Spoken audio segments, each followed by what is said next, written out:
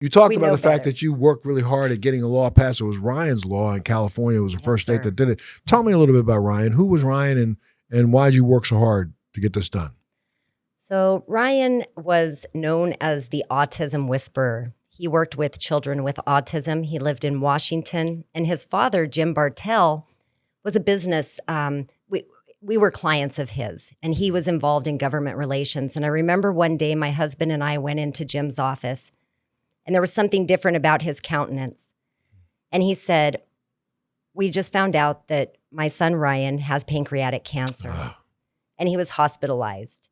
And we immediately activated our network. We got nurses in that area. We got medicine from that area, and we got them to get the medicine to him at the hospital.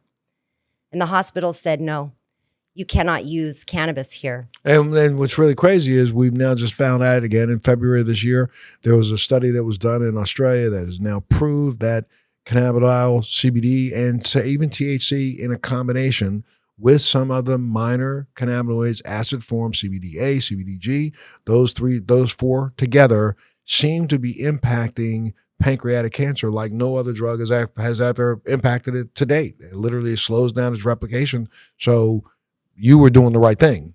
Absolutely. And so when the hospital refused him, they instead were giving him a lot of fentanyl. And so he begged his dad. He said, "Please, Dad, get me off of this. I don't want to go out like this," to use your words. And so his father found another hospital in Washington that would allow him to utilize the cannabis. And he spent the last few weeks of his life with his family, alert, laughing, talking to his friends, texting, being on the phone. It was night and day. And so we really talk about cannabis at the end of life as quality of life. And so after Ryan had died, his dad, Jim, who lives in California, he was the former mayor of Santee down here in San Diego.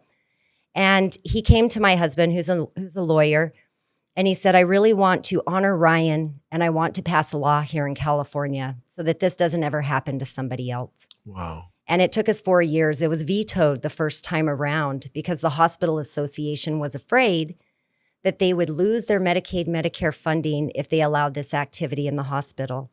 So our second time around with the new bill, we had SB 305 was the first one. It was vetoed. SB 311 was the second bill.